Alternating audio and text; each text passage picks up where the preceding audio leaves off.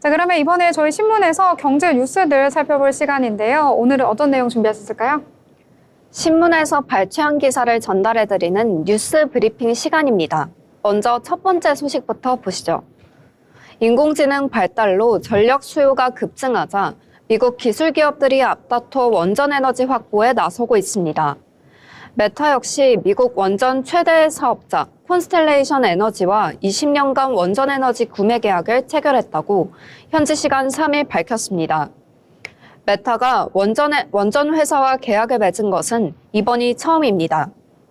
메타는 이번 계약에 따라 2027년 6월부터 일리노이주에 있는 콘스텔레이션의 클린턴 청정 에너지 센터에서 생산되는 전력을 20년간 구매합니다.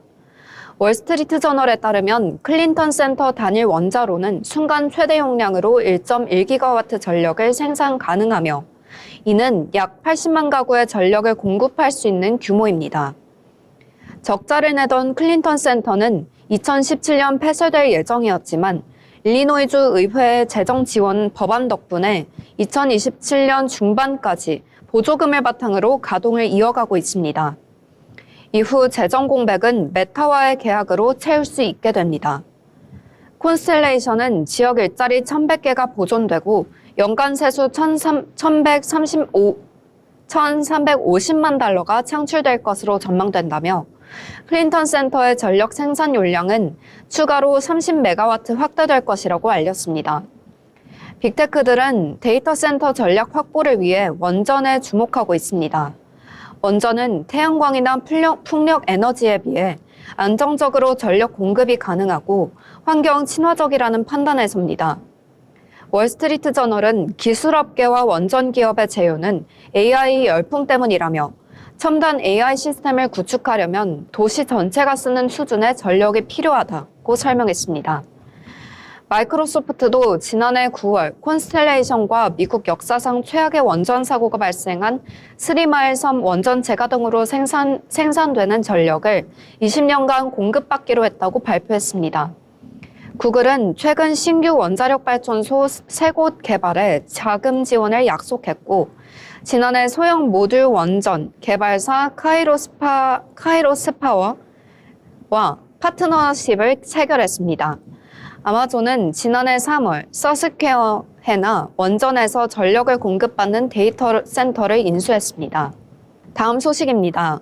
중국과 무역 협상을 진행 중인 도널드 트럼프 미국 대통령이 현지 시간 4일 시진핑 중국 국가주석에 대해 매우 힘들고 협상하기에 극도로 어려운 상대라고 평가했습니다. 트럼프 대통령은 이날 자신의 사회 관계망 서비스인 트루스 소셜에서 나는 중국의 시 주석을 좋아하고 언제나 그랬으며 항상 그럴 것이다. 하지만 그는 매우 힘들고 협상을 하기에 극도로 어렵다고 적었습니다. 현지 시간으로 새벽 2시께 올라온 이 글에는 트럼프 대통령이 중국과의 무역 협상에서 느낀 좌절감이 반영된 것이란 해석이 나옵니다. 앞서 지난 2일 백악관은 트럼프 대통령과 시진핑 주석 간 전화통화가 조만간 이뤄질 가능성이 크다고 밝힌 바 있습니다. 통화가 성사될 경우 두 정상은 지난달 제네바에서 체결된 미중 무역 합의와 관련해 남아있는 이견을 비롯한 무역 현안 전반을 논의할 것으로 보입니다. 트럼프 대통령은 지난달 30일 중국이 제네바 합의를 위반했다며 이 문제에 대해 시 주석과 직접 논의할 예정이라고 언급한 바 있습니다. 미국과 중국은 지난달 10일에서 11일 제네바 회담에서 서로에게 부과하던 100% 이상의 관세를 90일간 대폭 낮추는 관세전쟁 휴전에 합의했습니다. 그러나 합의 이후 미국은 중국이 비관세 조치 해체를 약속해놓고도 핵심 광물과 히토류 수출 제한을 풀지 않았다며 합의를 위반했다고 주장하고 있습니다. 계속해서 다음 소식입니다. 중국이 히토류 공급을 중단하자 글로벌 완성차 업계에 비상이 걸렸습니다. 히토류 시장을 장악한 중국이 미국의 관세 폭탄에 맞서 두 달째 수출을 막은 영향입니다. 히토류는 모터와 센서, 스피커, 헤드램프에 두루 쓰이는 핵심 광물인데요. 히토류 공급에 문제가 생긴 건 세계 시장의 90%를 주무르는 중국이 수출을 통제하면서부터입니다. 중국은 지난 4월 4일부터 히토류 7종과 히토류로 만든 자석을 수출할 때 정부 허가를 받도록 했습니다. 미국의 관세 폭탄에 대응하는 사실상의 수출 통제 조치였습니다. 수출 허가를 받아도 승인에 최소 45일이 소요돼 중국의 4월 히토류 수출량은 약 4,785톤으로 전월보다 15.6% 줄었습니다. 수출 규제가 2달째 지속되자 재고로 버티던 자동차 업계가 한계에 직면했습니다. 중국의 히토류 통제에도 로봇 업계도 긴장하고 있습니다. 휴머노이드에 정착하는 구동 모터형 연구자석에 히토류가 2kg 넘게 들어가기 때문입니다.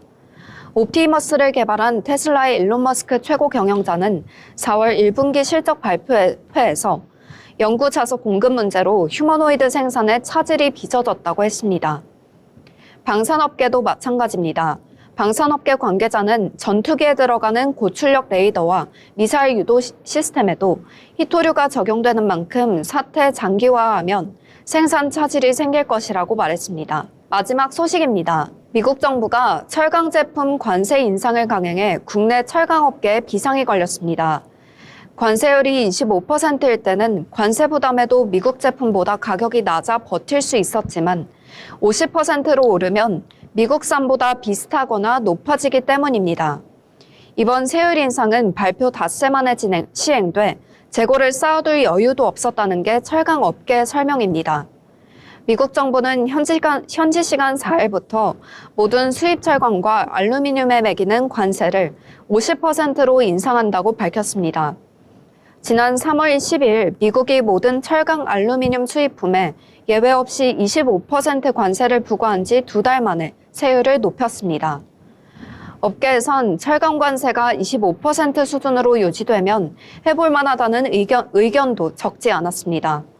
원자재 분석업체 CRU에 따르면 지난달 28일 기준 미국에서 유통되는 열연 강판 가격은 톤당 9,779달러로 도널드 트럼프 미국 대통령 취임 직후인 1월 22일 톤당 750달러보다 30.5% 올랐습니다.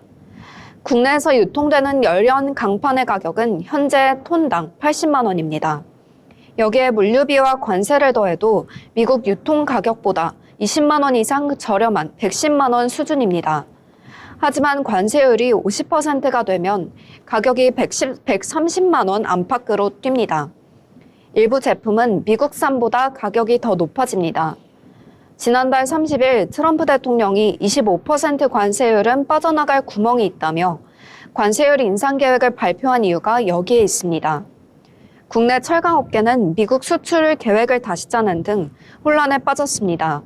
다만 다음 달 8일 상호관세 유예 마감 시한에 맞춰 철강 관세율이 재조정될 수도 있다는 분석도 나옵니다.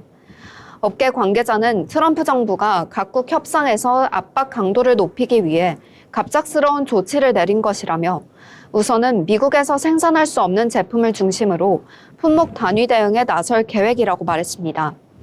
지금까지 뉴스 브리핑 전해드렸습니다. 네, 여러 가지 뉴스들 정리를 해주셨습니다.